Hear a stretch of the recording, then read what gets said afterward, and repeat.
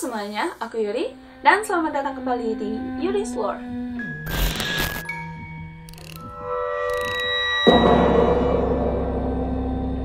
Kali ini kita bakal bahas setan, atau hantu, atau iblis, atau juri, atau semacamnya dari Indonesia lagi.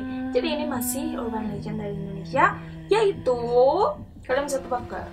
Yang tubuhnya gede-gede kayak gitu, semacam biasanya sih banyak yang ngekapelin ini hantu sama wewe gombel yang kemarin kita bahas.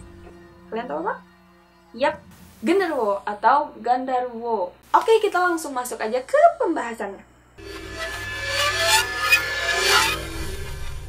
Jadi, nama genderuwo ini berasal dari bahasa Jawa. Dan kalau misalnya di Sunda disebutnya gandarwa.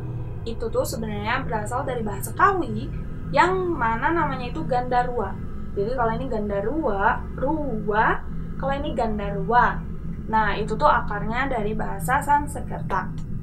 Habitatnya, genderuwo ini katanya sering ada di batu berair, tau nggak batu besar yang basah kayak gitu, atau enggak di bangunan tua, atau juga di pohon besar yang teduh seperti pohon beringin dan semacamnya, atau bisa juga di tempat yang lembab dan sepi dan juga gelap. Nah, si genderuwo ini kita yang aku tahu nih ya, nggak ada makanan spesifiknya apa, tapi dia juga suka sate gagak. Cuma kan kalau misalnya sate gagak dia nggak bisa dapetin sendiri kan. Nah, nanti aku bakal jelasin gimana caranya kalau misalnya si genderuwo ini makan sate gagak. So, sekarang kita lanjut aja ke pembahasannya. Genderuwo itu digambarkan sebagai manusia, tepatnya laki-laki, tapi badannya itu lebih besar dari manusia dan wujudnya itu, si rupanya itu lebih mirip seperti kera. Nah, kulitnya itu berwarna hitam kemerahan dan dipenuhi oleh bulu-bulu lebat di sekujur tubuhnya. Biasanya tingginya itu sekitar 2-3 meter ke atas, pokoknya besar banget. Cuma katanya si genderuwo ini juga bisa menjelma menjadi sosok yang sangat kecil, tapi tiba-tiba dia berubah jadi besar banget. Itu tergantung situasi.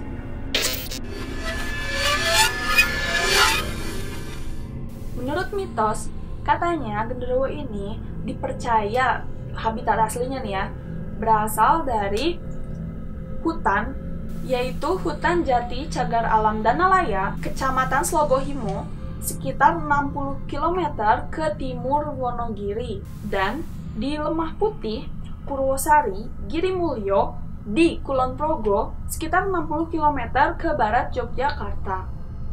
Nah, konon katanya nih ya, ceritanya itu, genderuwo itu adalah makhluk gaib yang muncul sebagai arwah orang yang tidak bisa menerima kematiannya. Jadi biasanya si genderuwo ini selalu dari arwah laki-laki yang meninggal misalnya karena bunuh diri atau kecelakaan, atau pokoknya dia itu masih belum bisa menerima kematiannya, dan berubahlah dia menjadi genderuwo. Genderuwo ini adalah sosok setan yang iseng dan cabul yang suka mengganggu perempuan. Tapi layaknya manusia, genderuwo itu ada yang baik dan ada yang jahat, yang buruk gitu. Dan yang buruk itu ya biasanya gitu, yang cabul, yang suka mengganggu perempuan. Kalau misalnya yang baik ini biasanya sering berganti wujud menjadi kakek-kakek berbaju putih, kakek-kakek, pokoknya kakek-kakek kayak gitu.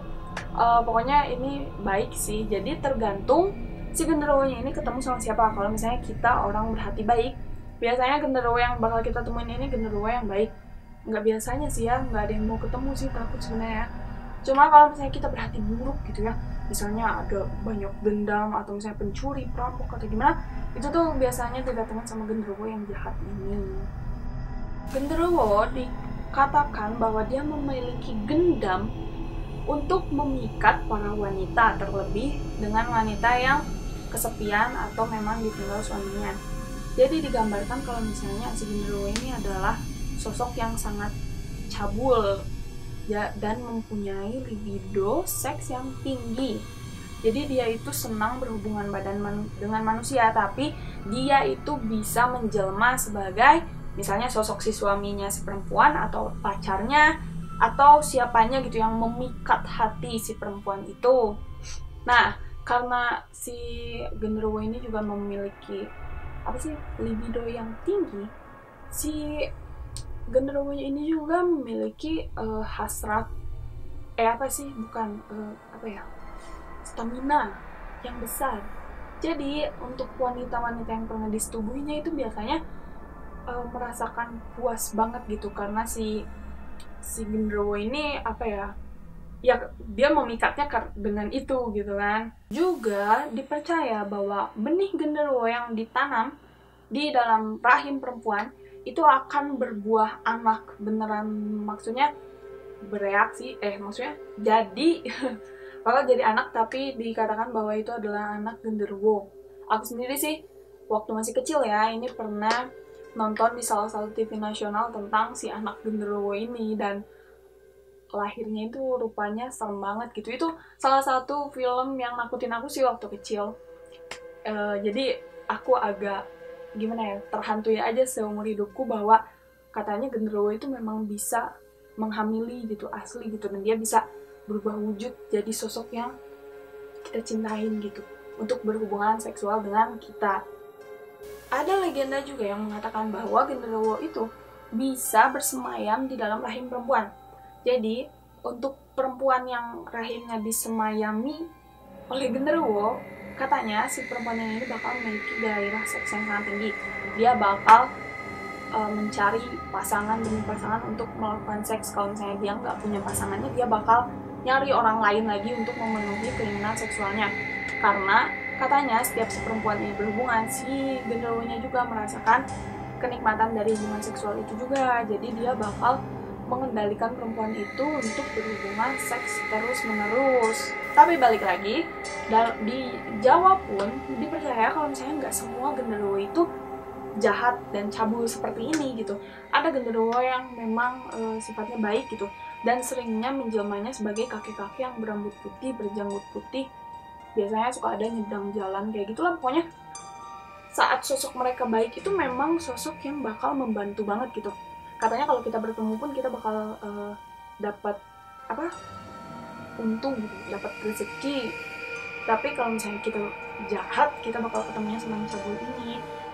Tapi kalau misalnya kita baik dan kita adalah wanita kesepian, aku nggak tahu juga sih, itu serem banget. Ya intinya sih kalau misalnya kalian kesepian, terus suami kalian agak aneh, ya sebaiknya maybe itu bukan suami kalian ya. Oh ya, satu lagi, katanya kalau misalnya genderuwo yang baik itu suka menolong kan. Jadi katanya kalau misalnya ada rumah orang baik yang mau kerampokan, si genderuwo yang baik itu suka muncul buat nakut-nakutin si perampoknya. Jadi dia kayak menjaga gitu loh, karena mungkin genderuwo itu lahirnya dari sosok orang yang arwahnya mati dan tidak menerima kematiannya gitu loh. Jadi kayaknya maksudnya dia itu sebenarnya masih bisa baik gitu kan. Tapi ada juga sih yang jahat. Pokoknya yang lebih dikenal sih yang jahat itu. Ya biasalah, kejahatan itu, keburukan itu bakal lebih diingat daripada kebaikan. So maaf ya genderuwo yang baik, genderuwo yang jahat itu lebih dikenal. Nah, ada juga yang bilang kalau misalnya genderuwo ini bisa kita panggil dengan acara ritual. Genderuwo ini katanya paling suka sama sate gagak. Ada yang bilang juga sih kalau burung gagak itu adalah peliharaannya dia, sama kayak kalau kita melihara ayam. Kita melihara ayam untuk dimakan kan.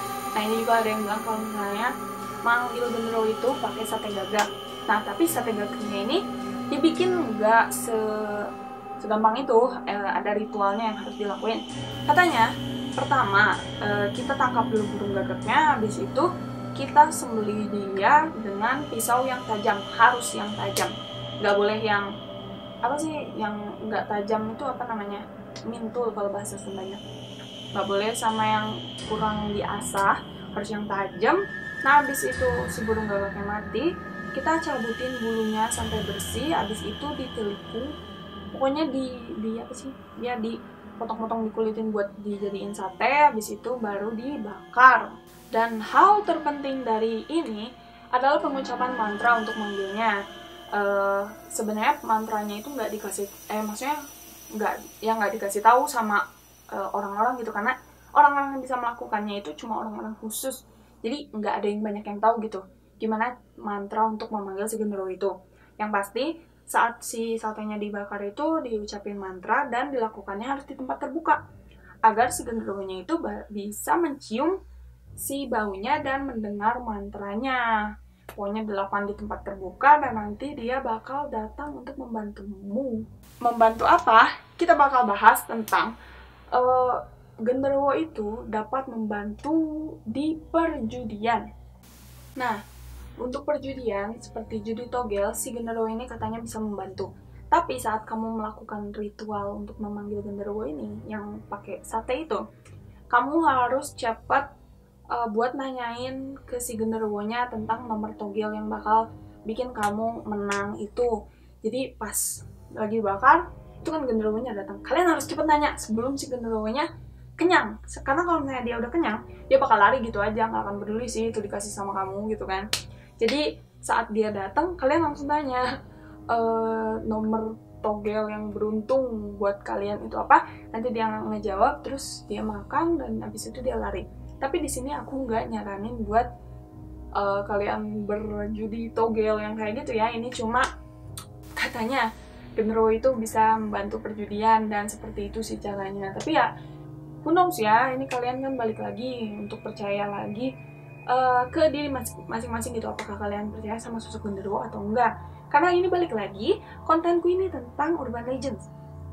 Urban legend itu artinya legenda urban, legenda yang dipercayai masyarakat tapi belum ada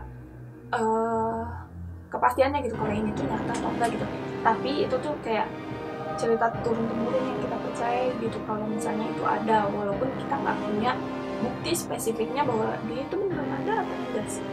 Balik lagi untuk kita yang mau percaya bahwa dunia goib itu ada dan dunia rasional seperti kita ini juga kita tempati gitu kan. Itu balik lagi, pokoknya konten ini tentang urban legends ya. Tolong kalian jangan berantem di bawah ngomongin tentang ini nggak ada atau apa gitu. Aku cuma nyeritain tentang urban legend. Nah, segitu aja tentang genderuwo yang bisa aku bahas sekarang. Pokoknya kalau misalnya kalian punya cerita tentang genderuwo atau misalnya memang ada kisah tentang genderuwo yang kalian tahu, kalian boleh cerita di bawah biar aku baca dan biar yang lain juga baca. Nanti aku love ceritanya. Jangan lupa juga like, terus share videonya, terus jangan lupa subscribe aku. Pokoknya kasih tahu ke orang-orang kalau aku ini ngomongin tentang urban legends ya. Pokoknya jangan lupa juga untuk nyalain si loncengnya biar kalian gak ketinggalan info kalau misalnya aku update. Oke, sekarang kita pamit dulu dan sampai jumpa di video selanjutnya. Pokoknya